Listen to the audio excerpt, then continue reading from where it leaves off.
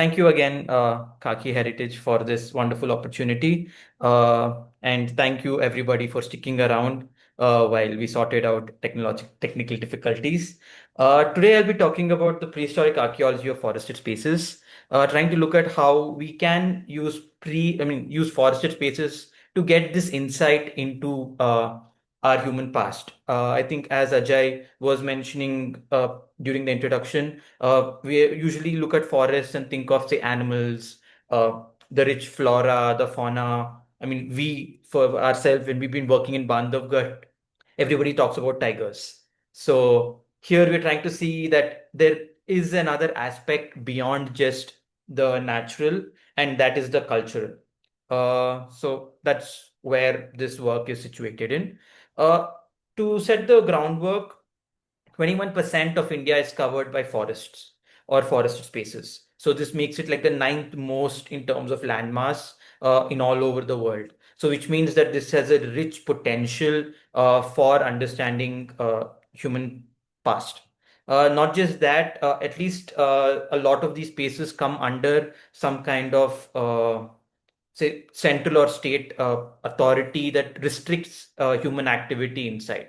So be it the forest department or the rangers or the reserve forest, there's somebody who is managing how people engage with this space. And especially since, say, the 1970s, communities and villages or people who were living within these forests were also relocated in the name of preservation and conservation. But not just in the immediate future, but there is a long history of these forested spaces being occupied. Uh, we, at least in South Asia, know that for the last 40,000 years, people have been living in forested landscapes. Let me just do that. So, in that sense, this gives you an insight into about 40,000 years of human history that could be preserved in forested spaces.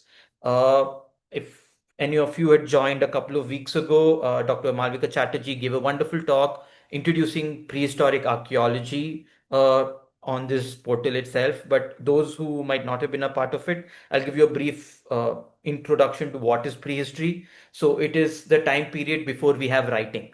So the earliest writing in South Asia or India is the Brahmi inscriptions of Ashoka, so about 2,500 years old. But the earliest or the oldest archaeological example of something human made are stone tools that go back 1.5 to 1.7 million years. So your entire archaeological record or anything we know about people from, say, 1.5 million years to about 2,500 years ago is primarily under the field of prehistory and prehistoric archaeology. Uh, Again, because we're looking at such large time frames, the only source, one of the major sources of information that we have are tools made of stone, because most other, say, material, be it wood, be it bone, generally disintegrates and does not preserve. So that is also why the moniker of Stone Age is used to understand prehistoric archaeology.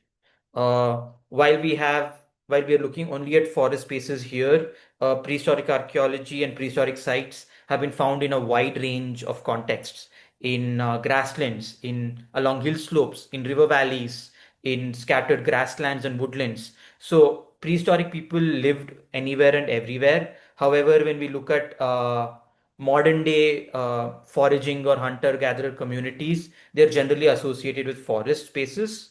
And this is because more of your other regions were occupied by people who were carrying out agriculture or other forms of subsistence, pushing these foraging communities to these, how do you say, margins, which is your forested spaces. But before the advent of agriculture, before large scale state systems and cities, uh, these kinds of foraging communities were all over the landscape. And we are just looking at one of their adaptation, that is to the forests. So let's to understand that, we both at CIAR and broadly the community that I'm working with, we've been exploring multiple forested spaces. The Bandhavgarh National Park and Tiger Reserve in Madhya Pradesh, the Melghat Tiger Reserve in Maharashtra bordering Madhya Pradesh, and the broad Aravali Hills in Haryana and Delhi. While a lot of prehistoric sites are known from, say, river valleys such as the Narmada or the Son, and also within the Deccan Plateau and spaces like that. But we wanted to look at how these communities might have lived in spaces that are traditionally or generally considered forested, because that would mean that you have to adapt to different subsistence strategies. So let's dive into these sites one at a time. The first is the Bandhavgarh National Park and Tiger Reserve. This is located in Umaria district in eastern Madhya Pradesh. The name primarily comes because of, let me just highlight that. Yeah, you see this large hill, this plateau. This is called the Bandhavgarh Plateau, because according to mythology, this is supposed to be a fort that Ram was supposed to have given to his brother Lakshman, and Bandhav, like Bhai, like it has a brother's fort, is what the connotation is. And this entire space, prior to it becoming a national park and tiger reserve, served as the hunting grounds of the erstwhile kingdom of Reva, the Baghels who were ruling out of Reva. And you see that this has at least about 2,500 years of forest uh, resources in them. So we've been looking at, say, these kinds of marshy areas. We've done some coring samples to take the sediments to understand how the forest was and how it behaved. And most of these are sal trees, and this sal forest has an antiquity of about 2,500 years in this region. But beyond just the park, we see that there are large sculptures. So the Sheshashaya that is there, or these old temples that are from the Kakatiya, sorry, yeah, the Kakatiya dynasties and things like that. So these examples of archaeology show that there is this deep antiquity than just what you see in the Revas. Apart from that, when we started working in this space from 2021, we started finding these small stone tools, what we call microliths, in various landscapes, as well as these kinds of open air cave shelters. And apart from that, you generally get to see the regular tigers and the elephants while you're doing field work. So all of that brings in this wonderful mix of what is that, cultural remains in these spaces. When we started doing this work, we realized that these lithic scatters, these stone tools, are found not just within the core area, but also within the margins of the bound, in the buffer zones, as well as in the broader regional landscape. So the prehistoric population lived in a wide range, and uh, what you see is that from the 36 localities and scatters that we were able to identify, they're generally associated with these kinds of elevated bedrock platforms. So you can see the bedrock here, and in this bedrock, you see that these small little rock nodules are eroding out of them. And what the prehistoric people did is that they used these rocks that are eroding naturally from the surface and made their stone tools out of that. And wherever we find these elevated bedrock platforms, generally made from the underlying sandstone, we see these eroded nodules, and we also find stone tools in this context. So this is where we are primarily finding our stone tool sites in these forested spaces. So generally you have these large clearings wherein, because of the high bedrock, you don't have a deep forest cover. And in such spaces, you see all of these small little naturally broken rock that is there, as well as some larger clasts of the bedrock. And these kinds of broken pieces of rock is your raw material source that they made these stone tools out of. Like I said, you also have these open air rock shelters that exist. And at the base of these rock shelters, we are also finding these stone tools. So they're living in open spaces, they're living in somewhat partially closed spaces. Uh, and another example of this kind of where they were living is the Sita Mandap. If you can see this little stream here, this is a natural arch. So it's a large block of the sandstone that is there. So this small ephemeral stream which flows during the monsoons has eroded the undersurface. So that has caused this natural arch to form. Interestingly, we found some historic period rock art on this surface. So which we know that at least this was being used by merchants traveling through this landscape about maybe 2000 years or 2000 years ago. But on top of the arch, we found stone tools. So that means the landscape, the over air, the open air surface, like I said, the exposed surface where you see these natural stuff that's being eroded out of has been made into stone tools. uh, when we stepped out away from the core area where in the buffer zone, you see we're finding these mounds of calcium carbonate deposits, and sometimes associated with them we are finding these stone tools. Studies are currently underway to understand what these features are, because we are not finding these features everywhere. This is one of the few spaces that we're finding it. So we want to understand what these are, and because these are forested spaces, we don't have permission to excavate. So we are trying to develop new methodologies to try and understand how can we look at these questions. Uh, Closer or further away, where you have more of these hills and outcrops, you see a large number of these natural rocks, and a lot of them are been made into stone tools. So these are not like one or two or three or small clusters of artifacts, but massive spreads of stone tools, which means that people probably revisited these spaces over long periods of time, continuously reuse these landscapes, and probably stayed here for a good chunk of time. Again, because we've not been able to excavate, we don't know how long did they stay for, how many episodes these people, how many occupation episodes do we see in these landscapes, and all of these things. But we know just by the sheer number of artifacts that it was a continuous long-term occupation in these spaces, or at least revisiting these spaces. And yeah, moving away from the hilly lands, when we look at this is the banks and the bed of the Son River that flows a little close by. And the Son has had a long history of people working on its prehistory. So we know that there are prehistoric sites in and along the Son, and we were also able to find occasional stone tools in these riverbeds and riverbanks. So, what exactly, if you have to take a step back and reconstruct what the stones tell us about the people who are occupying these regions and landscapes? One thing is that we find the entire series of stoneworking. So, you see these blocks of stone here, these are called cores. That is the source from which you break off these small little pieces called flakes to make stone tools out of. Okay, so this is your origin, and then you hit it with another rock, or you uh, apply some pressure to it and get these small pieces out of it, and then these pieces are then shaped into tools. So you're getting the cores, you're getting the flakes and the tools, and you're getting what are these indeterminate chunks. That is usually when you're working on the cores, you get pieces that just break off. So what is called debris.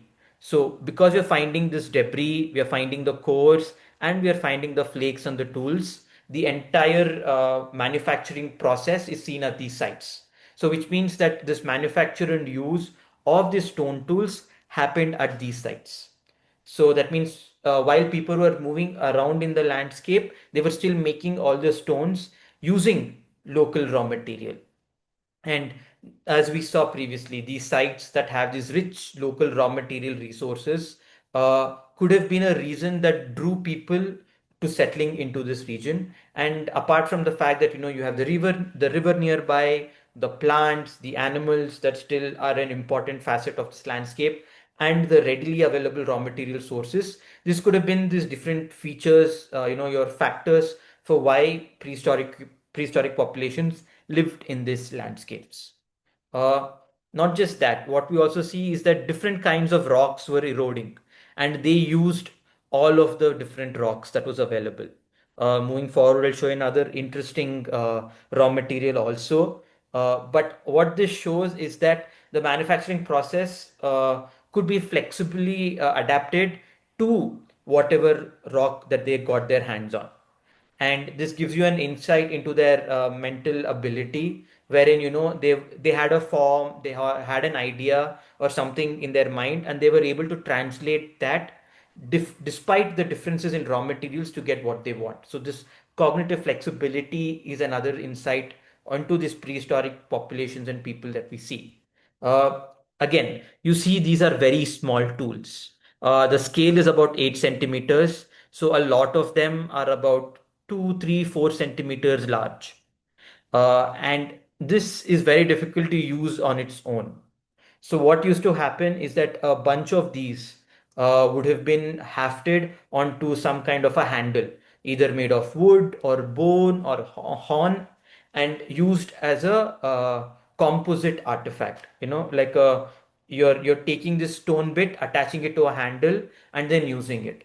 So why would you need to do that? Well, we theorize or hypothesize that the use of these small tools is because they were probably hunting small agile prey.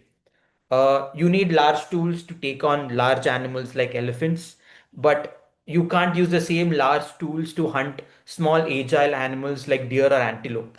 So that is why, you develop a technology based maybe on archery, the use of bows and arrows to try and hunt these small prey.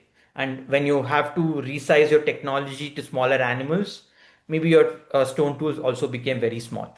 And also, this interesting hafting technology talks about, again, the cognitive ability to build a composite tool.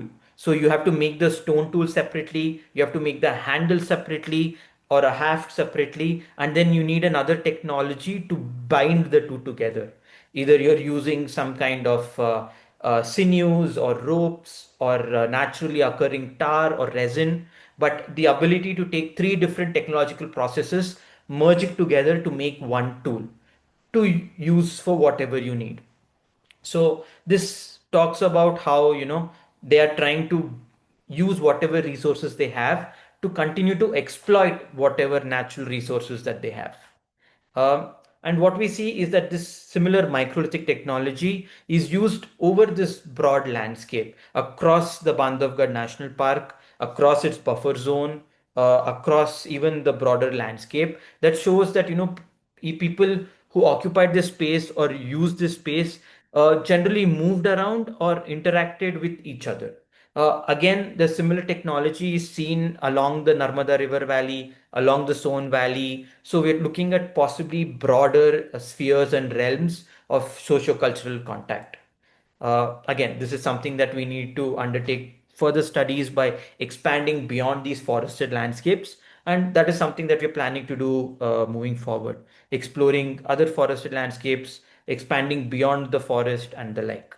Uh, and when we're looking at trying to date it, like I said, because we can't excavate in these sites, we just have to fall back on the kind of tools that they made to understand when these people could have occupied these spaces. From other excavations that have happened along the Narmada and the Son River, we know this kind of technology can go back to about 45 to 48,000 years. So while we are not saying that this is probably as old as that, we are saying that we need to, once we compare this with other regions, get more dates in the other sites, we could probably get an anchor to date these spaces. Also, we know this kind of microlithic technology continued to be used even into present times. We have examples during the Mughal period or even say 18th, 19th century where such microlithic tools were being used by different communities. So in that case, the caves that are there in this landscape that are about 2000 years old, uh, could these hunter-gatherer communities been existing at that point of time? And if they did, what was their relationship with these cave builders? Were these the same group that later on became the cave builders? Were these the groups that were employed by, migrating or moving trading communities to build the caves? Were they two completely different groups that just had uh, just they just tolerated each other's presence in the landscape? All of these things are questions that now we want to move ahead to try and answer. But the fact that people were here making these stone tools in these forested spaces gives you an insight into the archaeology of this landscape, because these people are probably the first and the earliest forest dwellers here. Uh, in the 1930s, 1920s, when the earliest studies were carried out and they started finding caves with inscriptions that were about, say, about 2000 years old, that was the historic period of Bandhavgarh. But these stone tools give you an insight into the prehistoric landscape that existed maybe before and also contemporary to these cave builders, which is something that we want to check out. Uh, like I said, an interesting raw material source when we started, taking a step back from Bandhavgarh and looking at other spaces, was stone tools made from fossilized wood. So at the site called Gugwa, which is actually a national forest fossil park, which is about 100 kilometers away from Bandhavgarh, you have 65 million year old fossilized trees, and prehistoric people use these fossilized trees to make stone tools out of that. So you can still see the bark of these fossilized uh, trees trunks, where you have these chunks that are there in the landscape. They've used them as raw materials. Uh, what we are now trying to study is that if the technology of making these stone tools out of fossilized wood, is it the same as the technology they made out of stone? Or will this give an insight into the organic technology in these landscapes? So, for example, we know that they used wood. Even locally, people called them patthar ke ped, stone trees. So, if just by anybody living in the landscape knows that these are trees, did prehistoric people who came across this exploit them as trees or exploit them as stone? So that's an interesting insight we are trying to look at. We've just done a preliminary study of the stone tool, of the tool technology of all of these material now, and we are in the next step. We're going to try and compare it with other stone tool technologies in the broader landscape. And if it is similar, then well, people in this landscape, when they exploited this, thought of them as stone. If it is not the same, then maybe usually the wood that is not generally preserved in other sites, maybe we can get an insight into that kind of technology. Also, this is something that we just completed in February of this year, is that we identified a lot of rock art, especially including prehistoric rock art. As you can see, the two examples here. And this rock art continues from prehistoric times into more medieval, more recent times. So that means that the same spaces were continuously used and reused by generations of people in this landscape. So does this give us insights into who these people were and what we can get to know of them? Moving away from Bandhavgarh to Melghat, this was the result of some preliminary work that we did all the way back in 2023, is that in these forested spaces, not just are we finding these microliths, but we're also finding larger, older paleoliths. But they are in secondary context along this river, along these stream channels, and they're extremely eroded and weathered. So that means that not just microlithic populations, but even lower Paleolithic, people that use different kinds of stone tools lived in this landscape. Uh, Also coming within the broader gambit of Melghat is the Lonar meteor crater. I think a lot of you who are based in and around Bombay and Maharashtra are familiar with this. This was the result of an extraterrestrial object striking the Deccan Plateau maybe about 60 to 40,000 years ago, causing this large crater. So after the crater was, created, the sediment started filling in inside, including the lake. There are temples in and around this lake, but within the sediments, we found stone tools. So which means we can at least know that they're younger than when the crater was formed. So this is another insight into how even after the crater was formed and water started gathering here, people started using this space opportunistically. Moving closer, this is some work that Dr. Malvika and I have been doing for the last couple of years in and around Delhi and Haryana. Is looking at the prehistory of the Aravali Hills. Uh, a lot of work was done in the 80s by Professor Nainjot Leri and Professor Dilip Chakravarti, wherein they explored the broad Aravalis and they identified and reported about 45 sites. But since the 80s till now, we know that Delhi and urbanization in this landscape has expanded.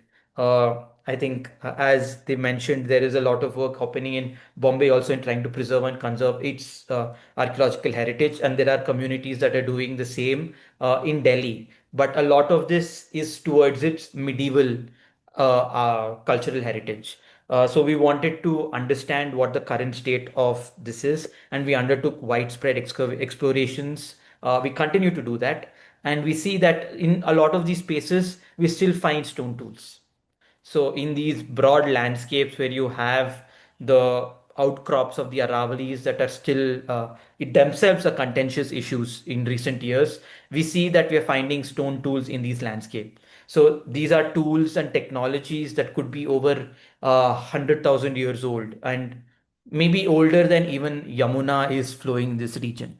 So what we see is that you have the Aravali bedrock on top of which you're finding this colluvium or this regolith, which these large blocks, and these blocks are used to make stone tools. And in later time periods, because of continuous sediment formation, they've been kind of hidden off. Apart from that, on these outcrops itself, we are finding what are called cup marks or cupules in these landscapes that show more engagement with the rock. And an interesting thing that we found out during this course of our exploration is that on one of the rocks where you have these cup marks, I mean, this is already a known Ashokan edict site, but we know that these Ashokan inscriptions were imprinted onto a rock that has cup marks. So if you can see this circle here, this Brahmi letter is on a cupule. So which means uh, the people who wrote or inscribed this inscription knew that there was some significance or just saw the cupules, but still on top of that, they wrote their inscription. So we know that this inscription is 3rd century BCE. So the cup marks or cupules are definitely older than that. If anybody is interested, Professor Larry recently wrote a little piece on the scroll about this. So do check it out when you can. So synthesizing these three broad areas and understanding what we can see with relation to the prehistory is that these forested landscapes have a rich, untapped potential for understanding prehistoric archaeology, primarily because these are spaces where there is an extra layer of preservation because of active state intervention. Uh, but while these are generally spaces of natural heritage conservation, is there a space wherein we can move forward and try and integrate natural as well as cultural heritage conservation into these spaces? Maybe we can rework the boundaries of the national parks and tiger reserves to maybe incorporate more spaces that are adjoining it that could be of cultural importance. The work that we are doing has shown that, archaeological sites located within forests are better preserved than those that are just at the border of the forests.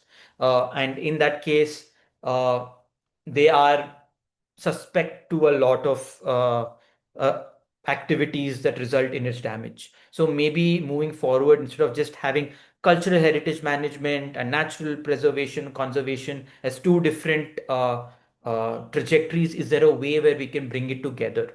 At the end of the day, this kind of bringing it together requires people to collaborate, cooperate, and engage in multidisciplinary work. You have to understand how old forests are, how people have engaged with the forest, and how the forest and people have continued to have a sustained and sustainable coexistence over long periods of time. And that could give us insights into our own questions nowadays when you're grappling with the issue of climate change and all other environmental factors that are being thrown up to us.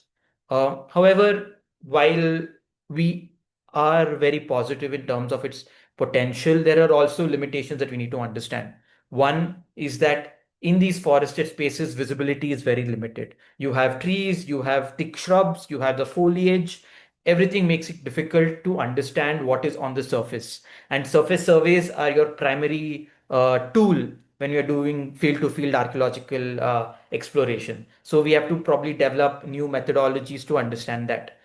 Furthermore, access to these spaces, bureaucracy permits are another important thing. Like we said, traditional methods of documentation and excavation cannot be carried out in these spaces. We have to spend a long period of time convincing forest department officials to give us access, to tell them that, this is not going to damage the forest, this is not going to hurt the animals, and also our own safety. I mean, the forest department would not want a bunch of archaeologists to be mauled by elephants or tigers.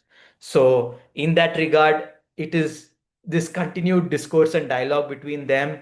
Every time we go to the forest, we are accompanied by armed forest guards or just forest guards who check if places where you have can go and check out are viable or not.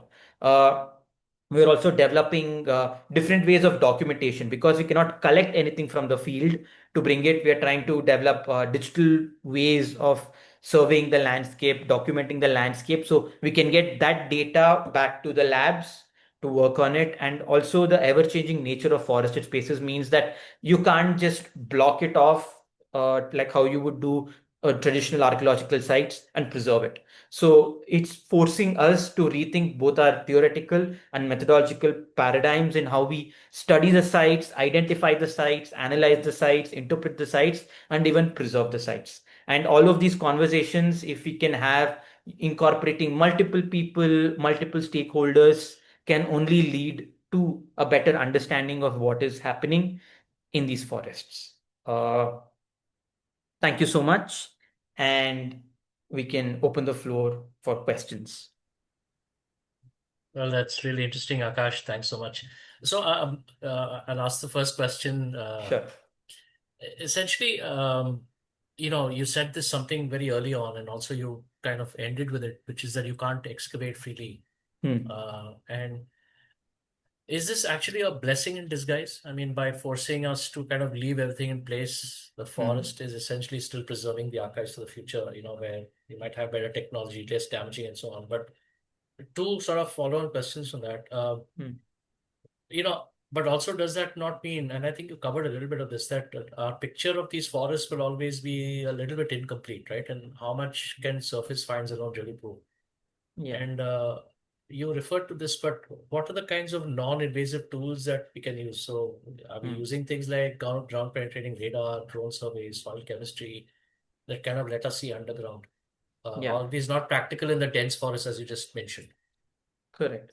So yes, in a way, they are good that they preserve the sites and the features, and also on the flip side, it does leave an incomplete story to be filled in. What we are trying to do is the use of digital technology, so 3D scanners, photogrammetry, remote sensing. Yes, we can't take, say, the ground penetrating radar system into those spaces. We can't take the electro resistivity surveys in these spaces to do all of that. But what we can do is use satellite data, satellite imagery.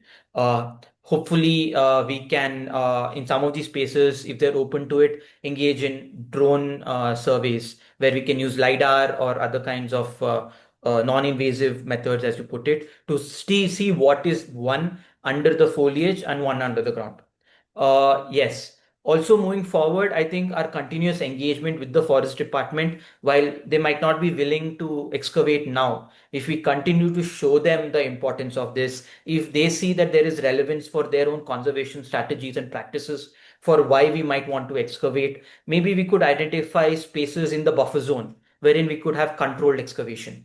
So rather than having these large horizontal excavations, you could have smaller trenching or trial pits, small one by one quadrants, something like that, wherein we could develop a methodology where all stakeholders are comfortable with. So that is the reason for why, we should start these dialogues and discourses and have these multidisciplinary discussions, so that, they will tell us their objectives, we will share our objectives, and through collaboration, we could develop methodologies that could be applied in these forested spaces.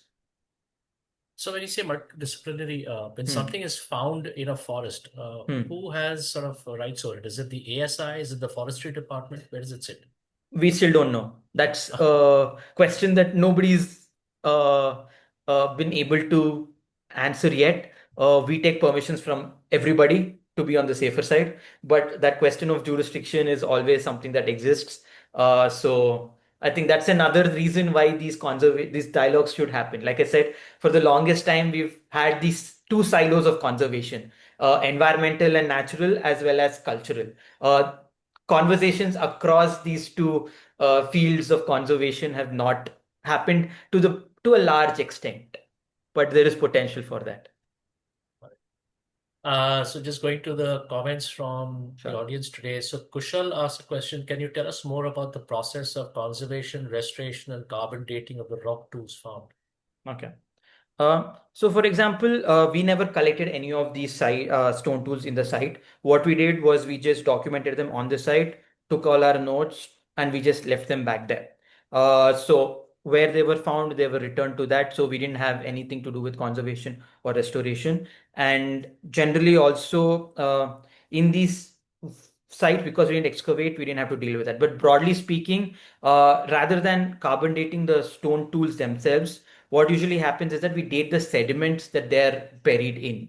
So either the quartz grains or the feldspar grains in the sediments that they're buried in are subjected to luminescence dating. That is the last time they were exposed to light before burial. So then we know the date of burial.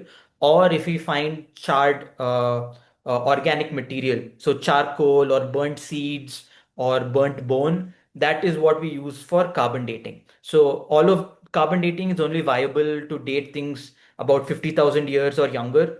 So say for the microlithic stuff, yes, if you're finding associated burnt carbon material, you could use carbon dating. But for say the older stuff, so the things that we're finding in the Aravalis or even in Melghat in the secondary context, you can't use carbon dating because technologically speaking, they're older than what the range of carbon dating is. And so we fall back on methodologies like luminescence dating. Yeah. Okay. Um, Akshay asked the question, what were the Mhm. sources of tar back then? Okay. So you have this naturally occurring tar known as bitumen that are found in various uh, sedimentary igneous rock contexts, and that would have been the source of tar. While in spaces where you don't have these bitumen deposits, it's very likely they probably use resin and tree sap, along with say fibers or sinew. And other kinds of material to haft it. We see on the handles itself that they would make notches. So, the stones could inset into it very well. So once it fit in like that, then you can just have a wraparound or something like that that probably built it together. We also know, I mean, there are people that are actually doing experimental archaeology to look at how these kinds of artificial binding agents could have been created. And it shows that various kinds of organic residues that could be on these stone tools could give us insights into that. So because we've not collected any at Bandhavgarh, we don't know, but they can be replicated in other sites. Okay.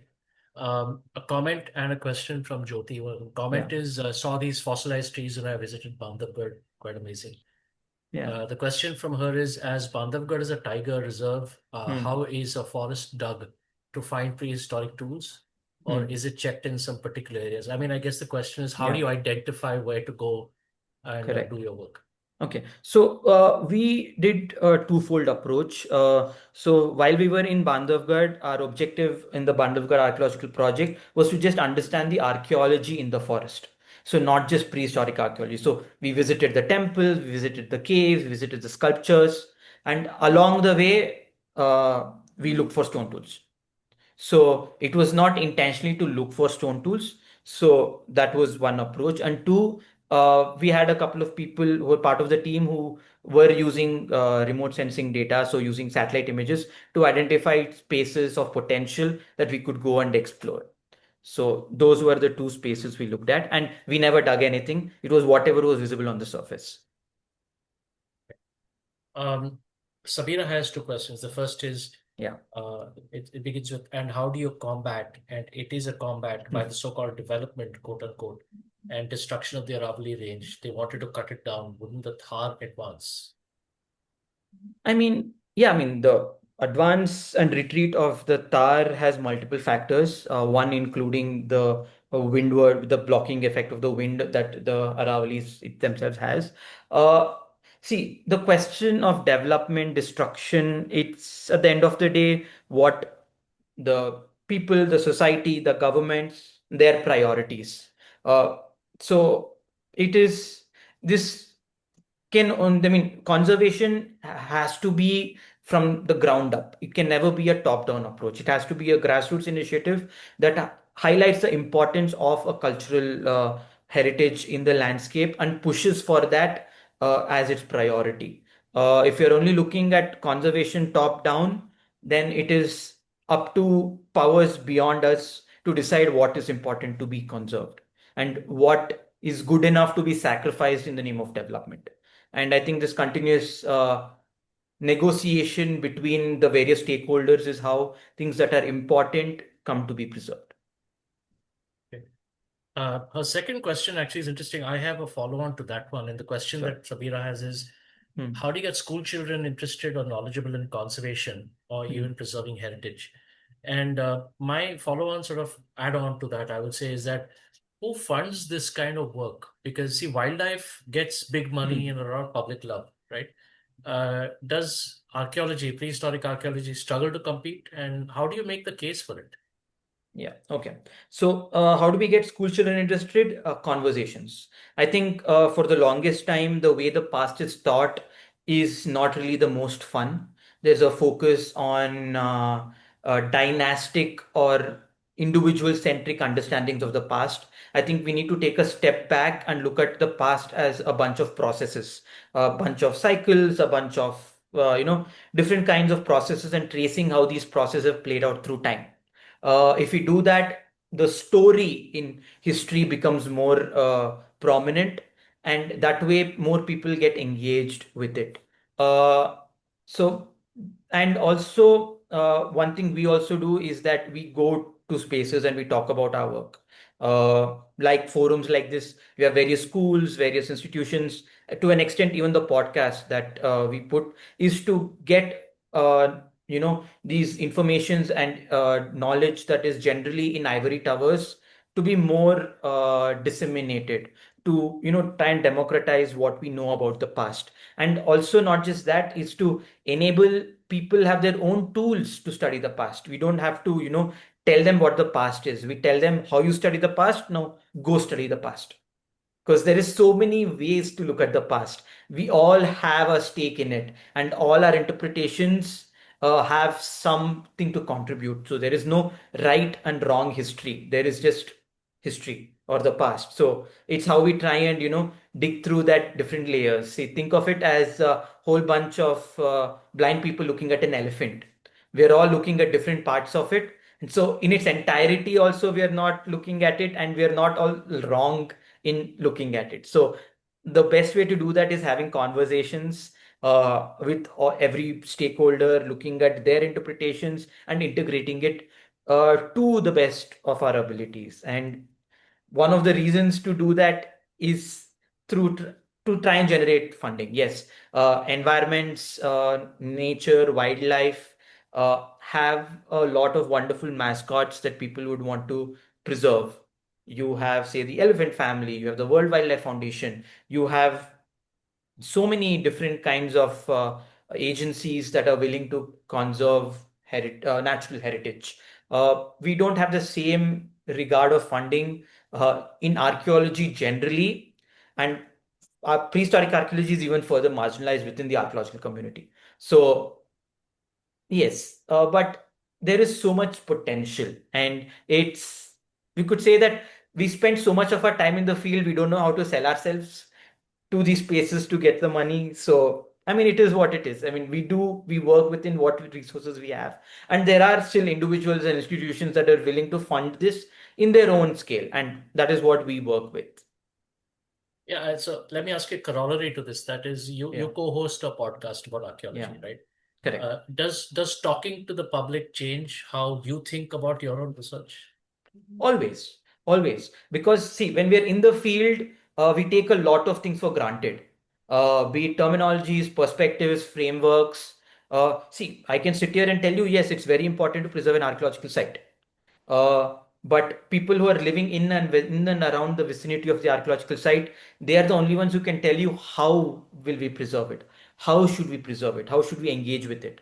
So I think having these conversations makes you rethink a lot of your own inherent biases, your own subjectivities, and also our own interpretations are coming from our own lived experiences. So by conversing with people with different lived experiences, you grow. Another question from Jyoti, which is, these Yeah. prehistoric tools are all weapons, question mark, or can they be Hmm. something else used for domestic work? Just Oh, intrigued. oh, they're not all weapons. So these are just small little tools that could be rearranged and reconfigured to whatever you want. So they could be made into a sickle, they could be made into an arrowhead, they could be made into a knife. So you can reconfigure these microliths into a wide range of different tool types based on the kind of organization and handles that you're using. Also, with the larger stone tools, again, not most of them were for hunting. A lot of them were for, say, I mean, for other activities. There's evidence of stone tools being used for processing ochre to make color, for as to break nuts, to cut wood, to break bone, to tear skin, to harvest feathers from birds to make, say, headdresses. So prehistoric stone tools, just like how we use metal in the modern age to serve multiple purposes, they were using stone the same way. Okay, and I had a question that occurred to me when you talked about climate change. Yeah, And climate change means more forest fires, heavier rains, faster erosion. Is correct. there a ticking clock on this archaeology, and should some work be treated as urgent rescue work? Uh, see, See, in archaeology, we understand that time is always a component. So we study sites as always becoming. So through the study of site formation processes, we try and qualify what both natural impacts as well as human activity has affected in the site in how we see it. Uh, and the thing with the archaeological site is that everything that's happened in the past is already fixed and happened. You're not having new material that's going to be produced. So it's a limited resource. So it's not what how do you say, it's not a renewable resource. So yes, any and every activity has an impact on it. Even the very process of studying an archaeological site. So I think it was Mortimer Wheeler who said excavations are what is that systematic destructions of the site. So in that sense, even the process of our understanding of a site, we are actively destroying it. But we would like to believe it's a controlled discussion that what we are getting is worth more than what is being destroyed. And we are documenting enough that, things are not destroyed forever. So Yeah. it is what it is. The end. Yeah. So last question is, I'd like Hmm. you to, if you had one question about prehistoric India that you would like to answer, Hmm. if you had unlimited money, permissions for 10 years, Hmm. what would Hmm. it be and where would you take it? Ooh. Okay, personally, I'm more of a field survey archaeologist. I like walking around broader landscapes because I like looking at broad level questions. Uh, so in might be not want to dig a particular site on its own, but I've personally been invested a lot in the prehistory of southern Karnataka. So I've been working at a site called Kibunali for the last 10, 12 years. So hopefully dig there, excavate there, try and understand what is happening in my background, in the backdrop of Bangalore and southern Karnataka, and look at what's happening there.